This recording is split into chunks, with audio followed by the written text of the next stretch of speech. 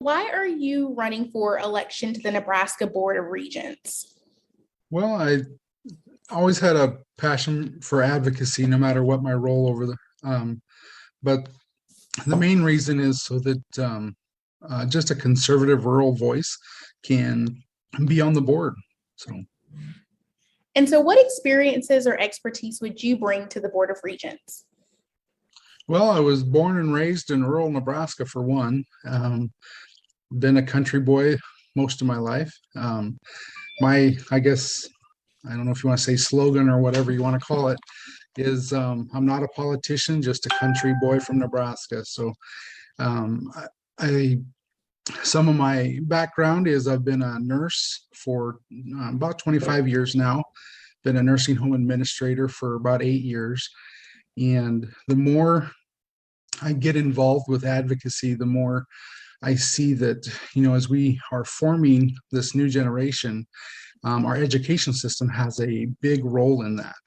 And so being a part of the UNL Regent, I would think that me bringing that rural mindset to the board, because I mean, Nebraska is a big state and 2/3 of it is pretty rural. So District 7 is covers a lot of land in this state.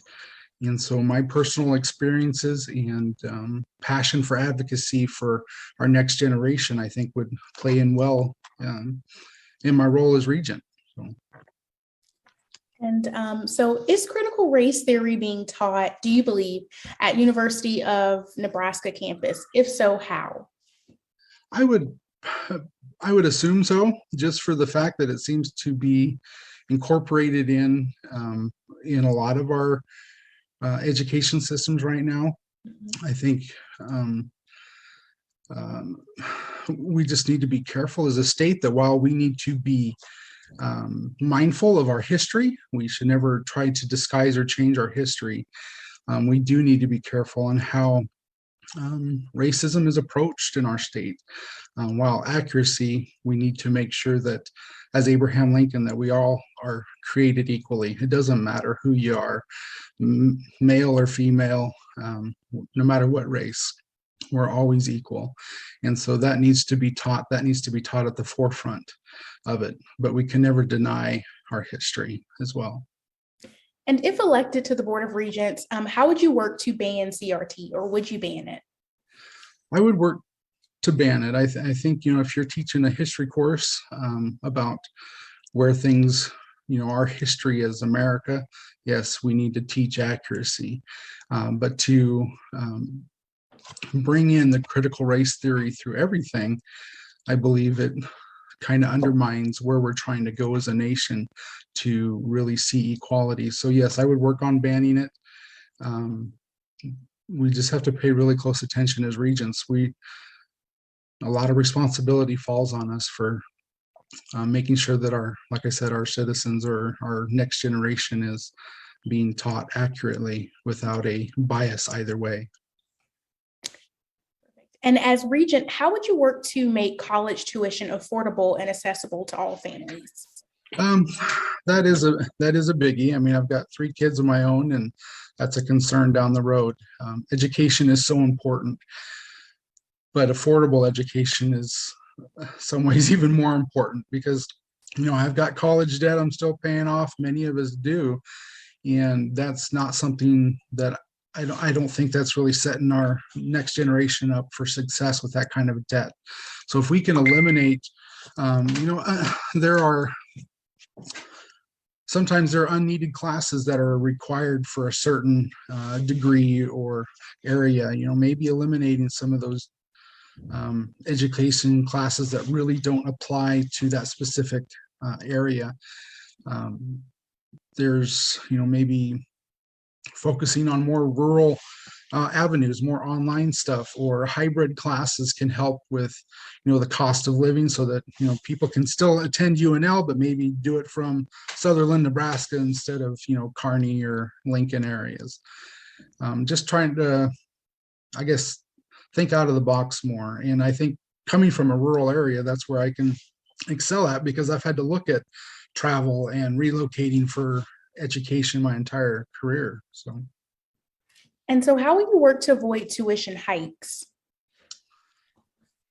Again, reevaluating the classes that are needed inside education, making sure that they're appropriate. We might need to reevaluate. This probably won't make very many people happy, but reevaluate salaries and see if that, are we competitive? We need to make sure we bring in good teachers, but are we paying an outlandish amount too?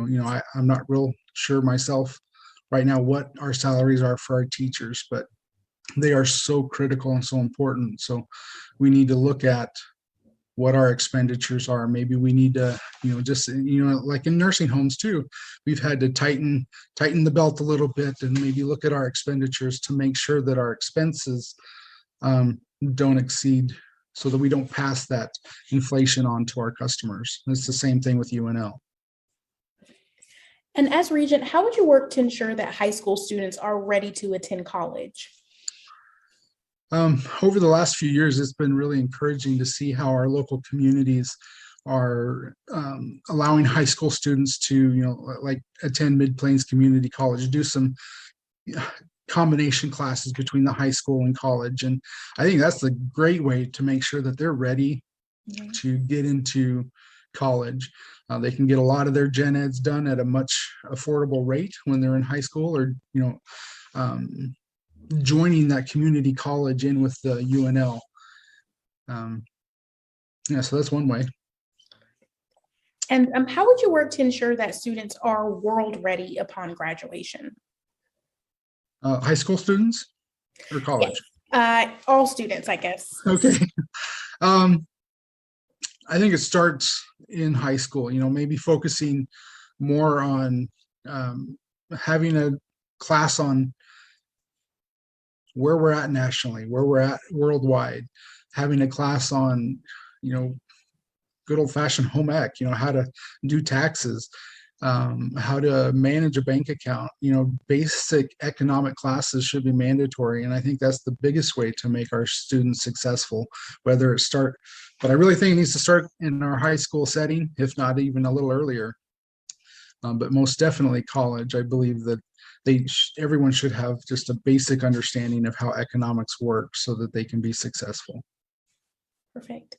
And I asked the other candidates this, I guess this is more so on the local level, but as far as diversity for students on campus, how would you work to make sure that all students are being open to other students from around the world?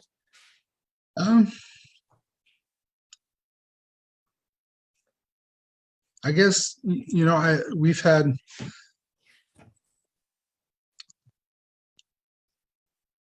that's a good question.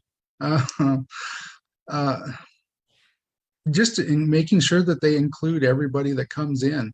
I don't see, at least in my community here in North Platte, I don't see people not accepting people from out and about. We have nurses that come here from other countries and they bring their children with them. And, my kids are in grade school and they're very accepting of everybody. We have many different races in a very diverse culture here in North Platte.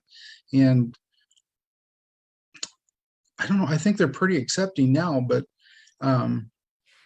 that's why we need to be careful with the critical race theory, is to make sure that we don't cause those dissensions amongst the students as they're learning to grow up with each other. But anyway. And so as Board of Regent, how will you work with the private sector to address workforce issues? Again, that's where maybe a focus more on trades and because there's a lot of jobs out there. There's a lot of good paying jobs out there that don't require a 4-year degree that UNL offers as well. Maybe UNL can streamline the process of getting people educated on trades, because there's so many, there's lots of people out there with 4-year degrees that are working as waitresses and doing other things.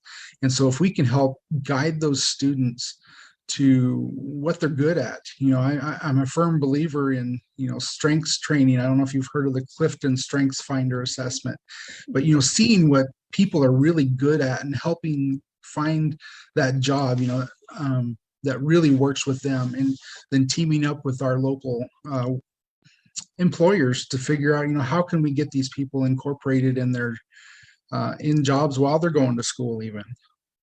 Perfect. And if elected to the Board of Regents, how would you work to increase the rural workforce in areas such as agriculture, healthcare, law, etc.? Again, healthcare is obviously a passion of mine, but again, trying to start that education, trying from high school on, getting them involved in their local healthcare field or local agriculture things now when they're teens. They're so open to new ideas, and they have ideas of themselves that, getting that involved at a local level with local people that they know in high school is the best way to get them in the workforce, to meet our workforce needs. And even if those, let's not forget the people that are outside of the workforce now or have had life changes, making it as easy as possible, trying to come up with grants or funding to help them, some sort of assistance to help them get the education they need to fill in those needs too. Because we have the workforce, it's just maybe we're not meeting them with what they need to get back into the workforce. Perfect. And how do you hope to increase transparency and communication among the Board of Regents and the university system as a whole? Where they're recording the UNL Regent board meetings and stuff, I think that's a positive thing, that people that if they're really interested on what's going on, they can go on anytime and look at those. I mean, I've watched a few, and just where it's a public school system, they need to be accountable to the state of Nebraska. And whatever we can, I've always believed that honesty and openness is number one. And so if anyone asks me a straight question, I'll give them a straight question or straight answer. So. And so how will you help to keep students here in Nebraska upon graduating college or high school even? Again, that's where, tying them in with their local jobs or employers in the state while they're going through school is more apt to keep our community in our state. It's just really encouraging them to get connected with their communities. Once you build those attachments, it's hard to leave. So. And my last question is, why should people vote for you? I'm open, honest. I'm an advocate for rural ideologies, I guess you could say. I'm not a politician at all. I'm just a man who's advocated for people his entire life, and this is one other way that I can do that for our next generation. Perfect. Alrighty. Well, thank you so much, Mr. Gurnsey. And I think that's all. So your full interview will get posted online to our NTV website. I'll send it over to you. And then, that'll be it. We're going to potentially run the story on Thursday, along with the other candidates too. All right. Well, thank you, Taylor. I appreciate your time. Awesome. Thank you. Okay. Bye.